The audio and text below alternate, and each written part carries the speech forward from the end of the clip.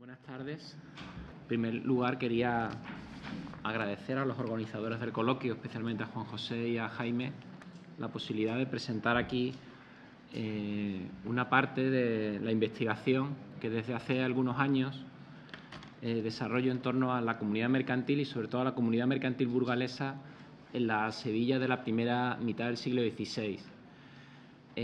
Hoy me voy a centrar en un aspecto de la vida de estos mercaderes que ya ha aparecido aquí en las ponencias anteriores, que tiene que ver con el problema de la memoria del mercader, el problema de la salvación de su alma y de la práctica de la misericordia. Y para ello voy a centrarme en el estudio de un caso de un mercader burgalés, Alonso de Nebreda, que murió a fines de 1546 y sobre el que he tratado en otras ocasiones.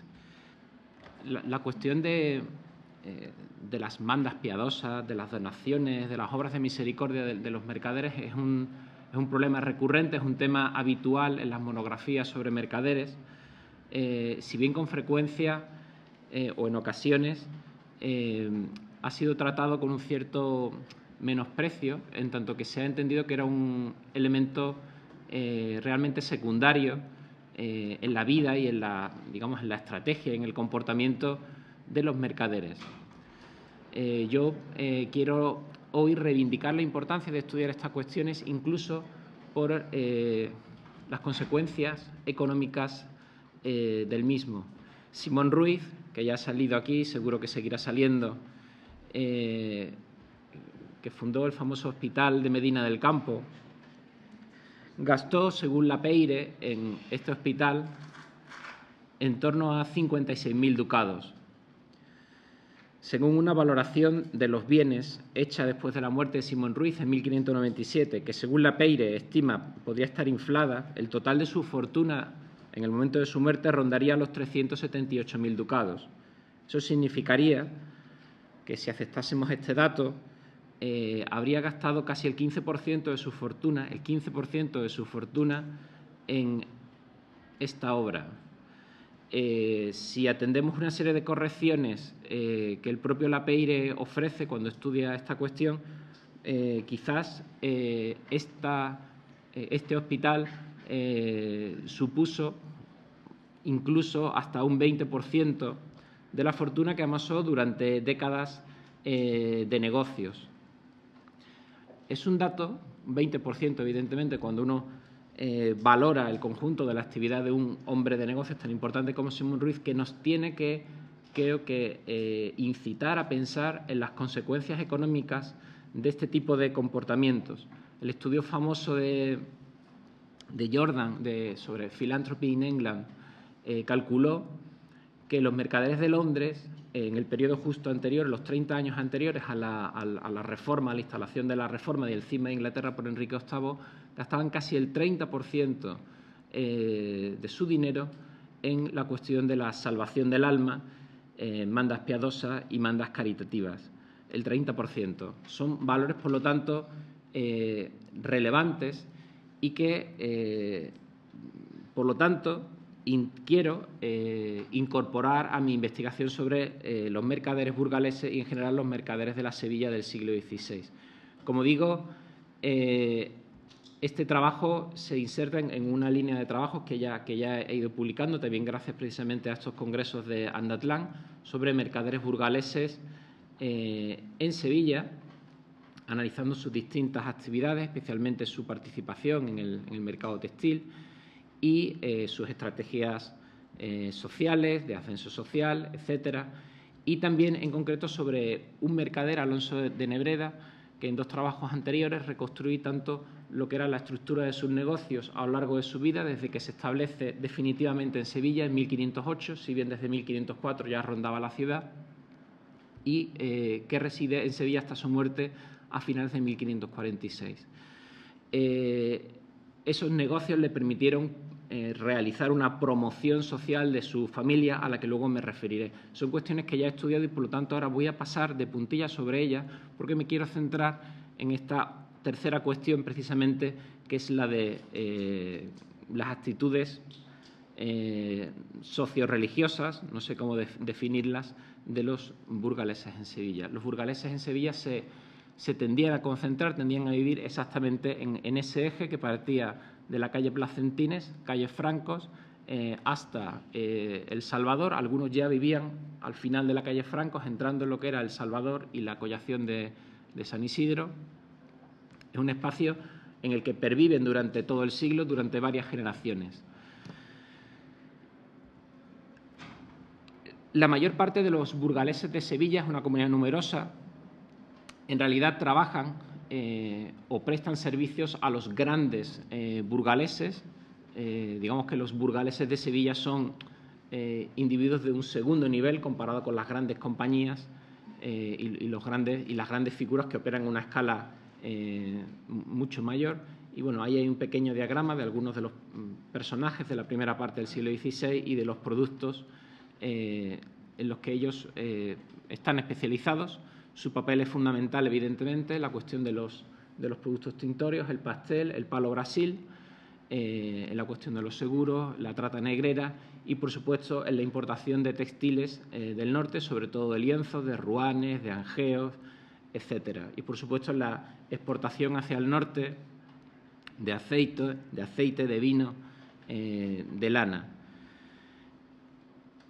En este contexto tenemos que situar a nuestro Alonso de Nebreda en una ciudad, la primera mitad del siglo XVI, donde encontramos un mercado inundado por los textiles que traen los burgaleses.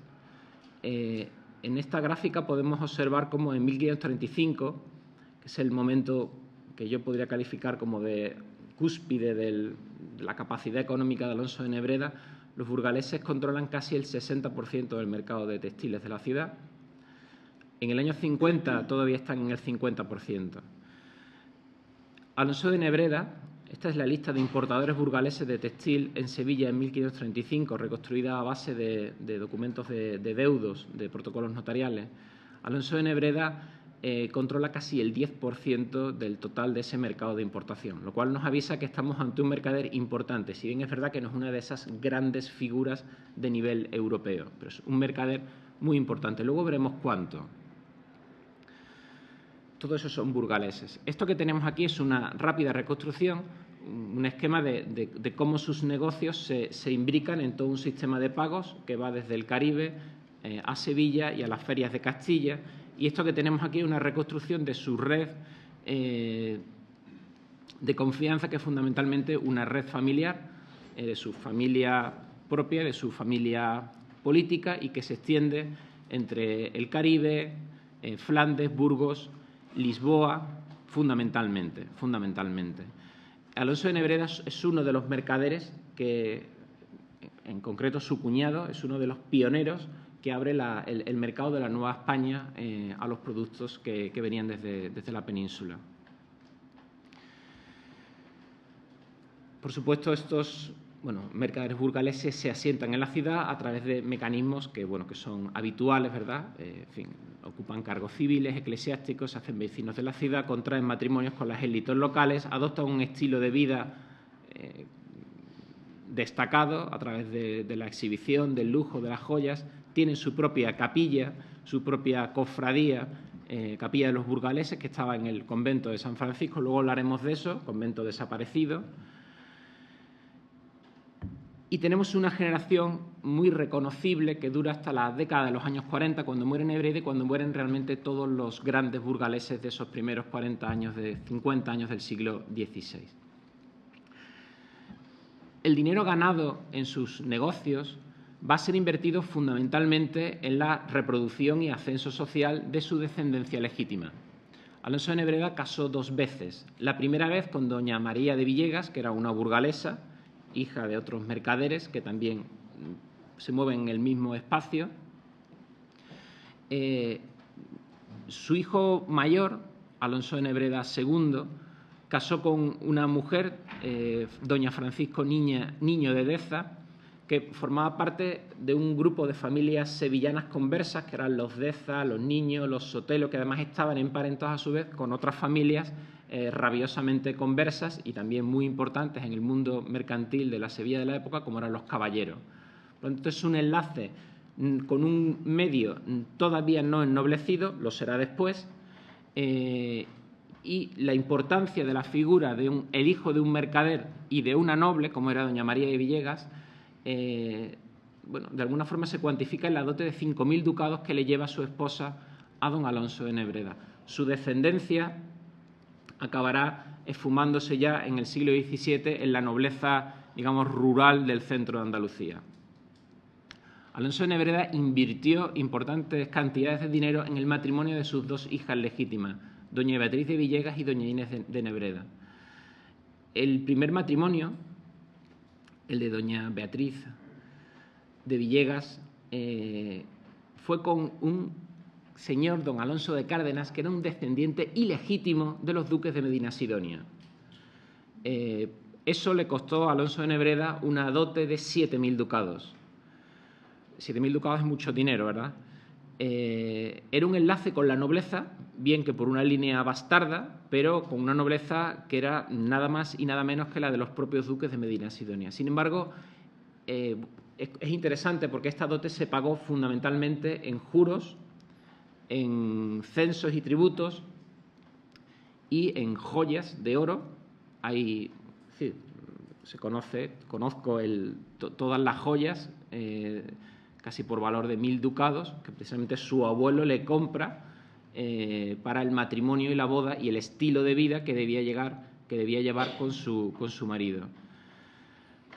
Esta línea, sin embargo, no continuará porque doña Beatriz muere a los pocos años y don Alonso de Cárdenas podrá establecer un segundo matrimonio con una familia de la burguesía mercantil conversa de la ciudad y cazará otra dote de 12.000 ducados, lo cual nos indica que, aunque nieto ilegítimo de un duque, eso era algo apetecible para determinados grupos de origen mercantil.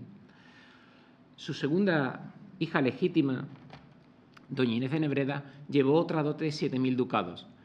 Eso le permitió enlazar con los Céspedes, una familia de la nobleza baja, extremeña y andaluza, y este Gonzalo de Céspedes será el primer señor de Carrión de los Céspedes que adquiere por compra de Felipe II. La compra del señorío le costó algo más de 7.000 ducados, es interesante. Y sus descendientes, los descendientes de este enlace, que perduran hasta hoy, por una parte fueron señores de Carrión y por otra parte ya encontraremos 24 caballeros de hábitos corregidores, miembros de los consejos de la monarquía y finalmente ennoblecerán en los condes de Peñaflor de Argamasilla, línea que perdura hasta el día de hoy. Por lo tanto, Alonso de Nebreda, mercader que comerciaba con cualquier cosa, incluido por supuesto esclavos y lo que fuera necesario, invirtió muchísimo dinero en promover el ascenso social, cosa que consiguió de sus descendientes. Esa fue la primera línea de inversión fundamental. Luego, Alonso de Nebreda invirtió en una serie de fundaciones que son fundamentalmente estas tres que tenemos aquí. Una dotación en el Hospital de la Misericordia, que era una de las instituciones, digamos, asistenciales más importantes de la España del siglo XVI y XVII, cuando digo más importantes, en capacidad económica y en volumen de actividad desarrollada. Fundó una capellanía en la capilla de los burgaleses del convento de San Francisco y creó una dotación en el Hospital de San Bernardo, que era una especie de asilo que daba de comer a pobres, digamos, de una edad avanzada. Voy a detenerme en analizar estas fundaciones para entender cómo funcionaban, cuál es la lógica de todo esto. Y voy a empezar por la dotación del Hospital de San Bernardo. Este es el Hospital de San Bernardo, que aunque bajo medieval se conserva todavía, ahí se conserva con el logotipo de la Junta de Andalucía, porque sigue siendo precisamente un centro de día, es decir, no ha perdido su función durante más de 600 años. Está entre la calle Viejos y entre la calle Amparo, ¿verdad? Lo cual nos indica cosas.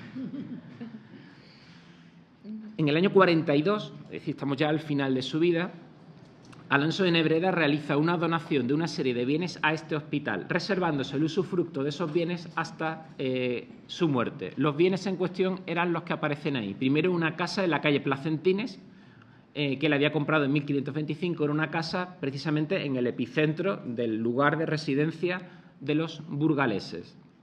Segundo, una casa en la Carretería, en la collación de Santa María, digamos también en la zona comercial y de almacenamiento. Y luego dos tributos, uno de 13.000 maravedíes, que estaba situado sobre un mesón, y otro de 3.400 maravedíes sobre unas casas en otra parte de la ciudad. Esto suponía, a la altura del momento en que él murió, unos 34.000 maravedíes anuales de renta.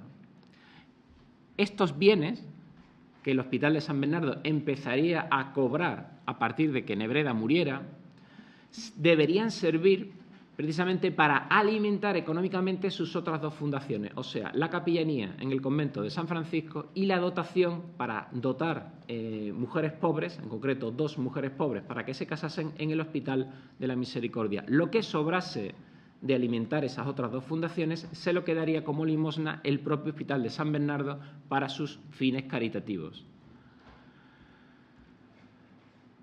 Y así sucedió.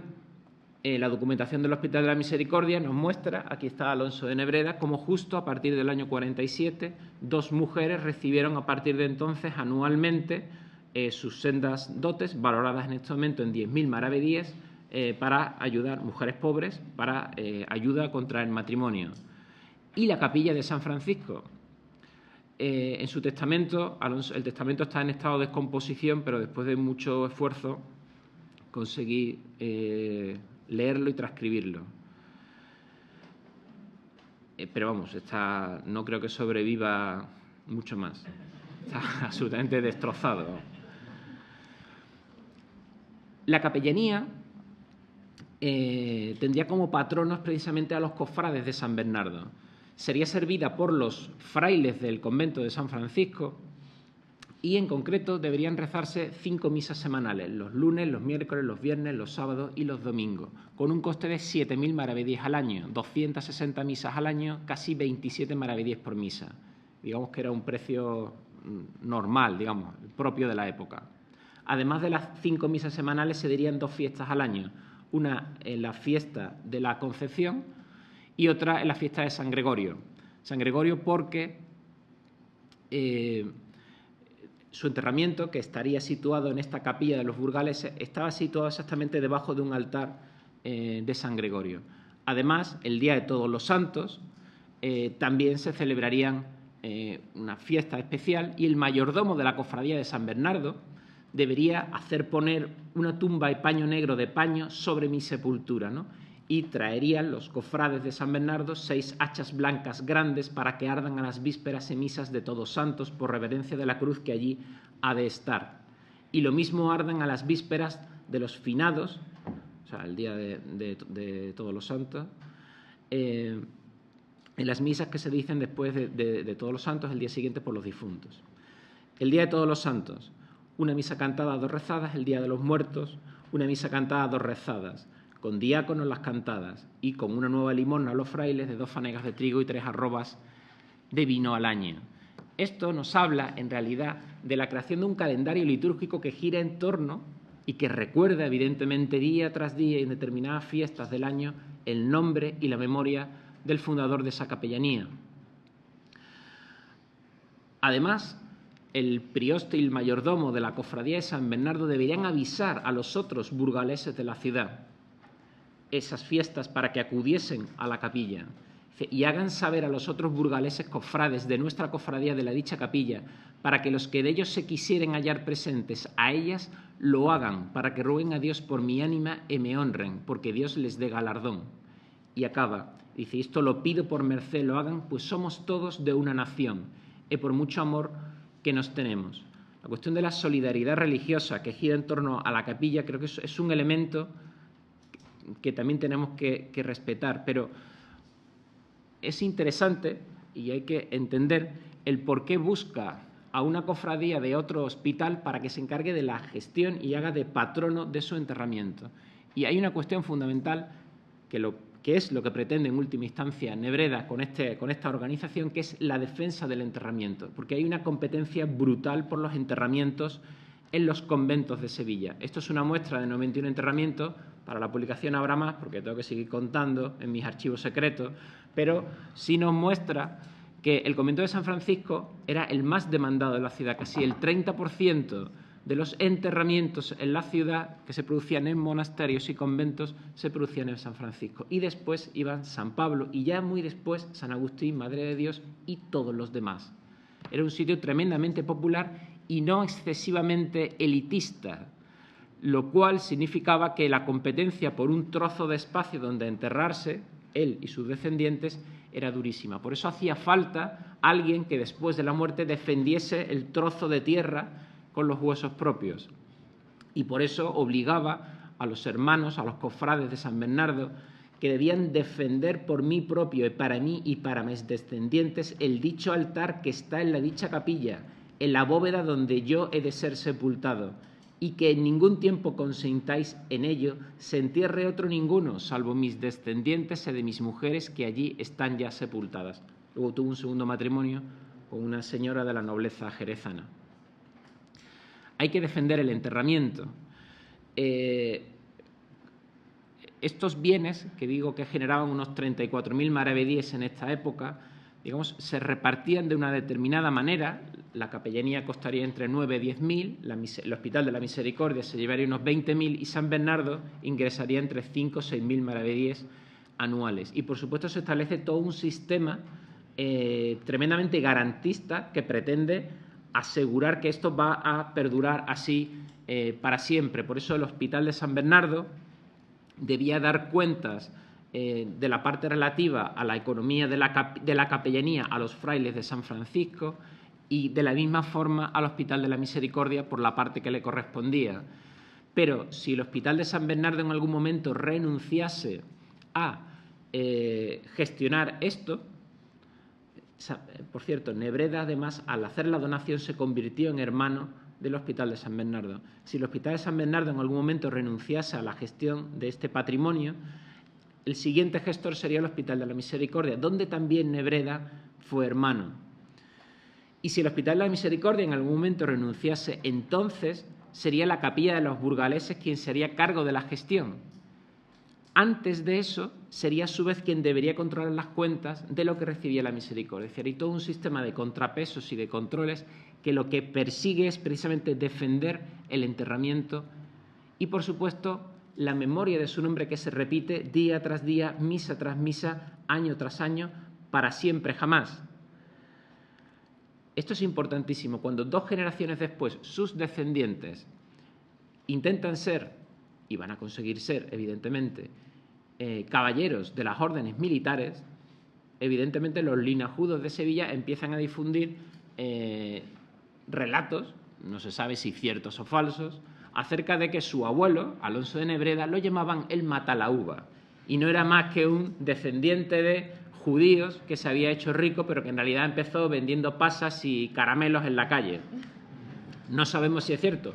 Lo cierto es que sus descendientes consiguieron ganar todos esos problemas, pleitos, y convertirse en miembros de las órdenes militares. Por supuesto, después consiguieron ennoblecer con título nobiliario, pero argumento fundamental para conseguir ese triunfo fue precisamente su sepultura, porque su sepultura se presentó como prueba de su cristiandad, igual que el hecho de haber sido hermano del Hospital de la Misericordia y, por lo tanto, tener un elemento que justificaba una supuesta limpieza de sangre, fue también argumento esencial para que 2 generaciones después sus descendientes ennobleciesen. Luego, el mantener la memoria misa tras misa, día tras día, durante décadas, tuvo su resultado. Hoy calculo que más o menos donde estaba la sepultura de Alonso de Nebreda pasa exactamente la vía del tranvía. Por lo tanto, no tenemos rastros materiales de aquello. El patrimonio o la cultura material que nos dejaron los mercaderes de Sevilla, que tuvo que ser muy importante, está en buena medida perdida y en buena medida falta que nos pongamos a rescatarla. Este es un sepulcro que estaba en la parroquia de Neu Santurum, hoy en el hospital, en el Museo Arqueológico, de uno de estos mercaderes y que nos puede recordar a Alonso de Nebreda. Acabo ya con una pequeña cuenta, que no cuento. Su testamento. En su testamento deja una larga serie de mandas para el sagrario, la obra de la catedral, las órdenes de la Merced y la Trinidad, redención de cautivos, pobres y enfermos de cárceles y hospitales de la ciudad, monasterios y, por supuesto, al padre Fernando de Contreras, que es el gran redentor de cautivos de la ciudad, le deja 1.500 ducados. Estas mandas piadosas suman 1.609 ducados exactamente, pero 1.500 iban destinados a la tarea infinita de rescate de cientos de cautivos desde Tetuán que hacía el padre Fernando de Contreras, que en ese momento estaba en tierra de moros. Las mandas que deja a sus parientes y allegados, incluidos los esclavos a los que va a liberar, suman aproximadamente 1.000 ducados. ¿Cuál era la fortuna de Alonso de Nebreda? Nunca sabremos qué valía lo que tenía en el cofre con el oro e plata e joyas que yo tengo en poder de Alonso de Espinosa, banquero de la ciudad. Ya me gustaría a mí ver el cofre, pero no va a ser. Sí sabemos que su testamento costaba aproximadamente 2.610 ducados, que las dotes de sus hijas habían sido de 7.000 cada una. La herencia de su hijo no sabemos cuál sería, solo sabemos que ya había recibido 816 ducados y sabemos cuál era la legislación castellana sobre herencia, lo cual nos puede ayudar a, teniendo en cuenta además que la inversión en estas dotaciones que acabo de comentar había sido superior a los 800 ducados, esto nos permite calcular que su fortuna habría alcanzado al menos los 25.000, 35.000 ducados. Eso significaría que la inversión hecha en su memoria, en su alma y en la práctica de la misericordia vinculada a su alma y a su memoria osciló entre el 10 y el 13% de su fortuna. Un último comentario y acabo. El 10 y el 13%, que es un dato muy parecido a lo que calculábamos para Simón Ruiz con ese casi 15% por su hospital, 15% como mínimo. En los últimos años de la vida de Alonso de Nebreda en Sevilla, vive y predica en Sevilla el gran escritor espiritual de la época, que es Francisco de Osuna, que publica en Burgos en 1542, poco después de su muerte, el quinto abecedario espiritual, que está lleno de advertencias y consejos a los mercaderes. Dice Francisco de Osuna, en un pasaje de este enorme libro: el día del juicio se quejará el pobre mercader que no trata sino con 100 ducados, del tan rico que trata con 30.000. Porque este rico, por tener tan gran crédito, abarca todo lo que quiere y con las ventajas que pide, mas el pobre compra más caro porque temen que no es buena dita. Osuna hace una clasificación de los mercaderes y sitúa precisamente en el filón, en esta época de los 30.000 ducados, el de los grandes mercaderes. Ese es el nivel precisamente de Alonso de Nebreda. Y por eso hace una propuesta de hacer una ley para tasar la riqueza. Dice: es ley muy necesaria en los reinos que el mercader no trate en mercaderías más de hasta tener 30.000 ducados. Si esta ley se guardase, en pocos años habría muchos mercaderes ricos, y sin ella hay muchos tiranos, los de 30.000 ducados, que se alzan con las ganancias y con las cosas seguras, dejando los peligros a los pobres. Este era el universo religioso, el universo mental que Francisco Osuna escuchaba cuando iba a escuchar una predicación en San Francisco, a 5 minutos de su casa, de un fraile de quien pudo escucharla. De hecho, sabemos que Francisco Osuna predicó en Sevilla, está documentado. Y solamente quería, plantear la necesidad de que los historiadores prestemos más atención y demos el valor económico que tiene el problema del alma, de la memoria y de la misericordia del mercader. Y nada más y muchas gracias.